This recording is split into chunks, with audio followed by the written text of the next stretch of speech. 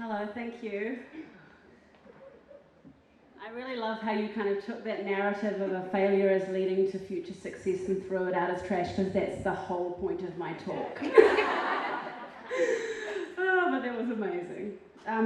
Also, a lot of my talk was about introducing myself and what I do, so we'll see how I go. We might have some questions at the end.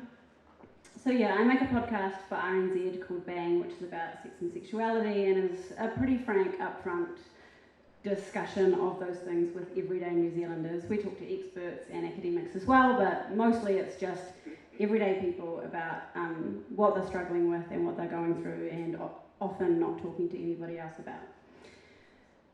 It was a big gamble for RNZ to do that with me and go on that journey with me, but it's paid off, and I'm here because I'm going to the Radio Awards tomorrow night, where I'm a finalist for the Best Podcast.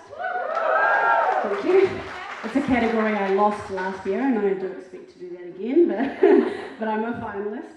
And on Tuesday I find out about the New York Festival Radio Awards, where I'm also a finalist. And today I found out I have 60,000 listeners I didn't know existed, so that's the good stuff. But this thing that has ended up being the best thing that I've ever done, and that has had the most impact, positive impact on other people's lives, started with failure. So I've worked with RNZ on and off for a decade now, and started producing afternoons and nights, and then moved to the music department as a producer and sometimes hosting the music show for about 5 years. And I've always loved the work, but I've also struggled to find my place within that organisation. So a couple of years ago, I applied for the job of host of the music program that I had been hosting up until that point. And was kind of, I got to the final 3 in the interview process and was really excited, and basically between us kind of thought I was a shoo-in, and I didn't get it. So that's where you're supposed to go, oh, but no, that's not. No, you know it's got a happy ending. But it was horrible for me at the time. This was an organisation that I had devoted a lot of time and resource to. I had done the job well and been told that I'd done the job well, and I hadn't gotten it. So I spent a lot of time feeling really sorry for myself after that, and feeling betrayed and taken for granted, and all these really big emotions, which actually I think say more about how entitled I felt to that role than anything else. But eventually I started to realise in this space where my dream job that had been snatched away from me was the opportunity to create something new. So I had a 5-week-old baby at the time, which now in retrospect maybe had something to do with me not getting the role, but that would be illegal, so. But having a kid and having that time to step away from work actually gave me space and put things in perspective, so that I actually, for the first time in a long time, instead of just kind of catching balls as I went and signing up for every bit of work, I got to stop and think about what I actually wanted to be doing. And at that same time, a bunch of those weird little coincidences started happening, so I started listening to podcasts a whole lot. Who here listens to podcasts? Who here loves them, like I do? Great.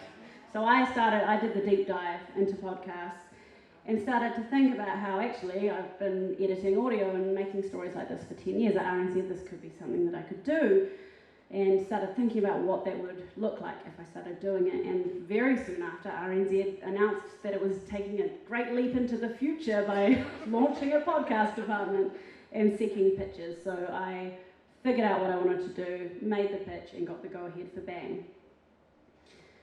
If you haven't heard Bang, I mean, based on that introduction, probably you've been given an idea about what it's about, but when people hear I make a sex podcast, they think it's titillating and exciting, and it is sometimes those things, but mostly it's really intimate, because people come to me and they talk to me about things that sometimes they've never talked to anybody else about.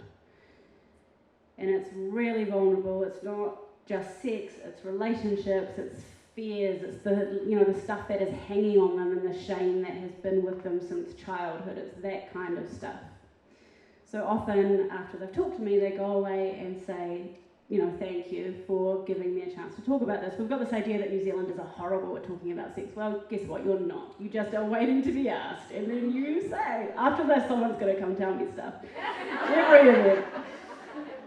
And inevitably when those episodes go out, people hear those stories and then they email and say, hearing that story did something for me. So, you know, a dad that got in touch and said, hearing this story about assault empowered me to be able to talk to my teenage daughter about her assault when I couldn't before.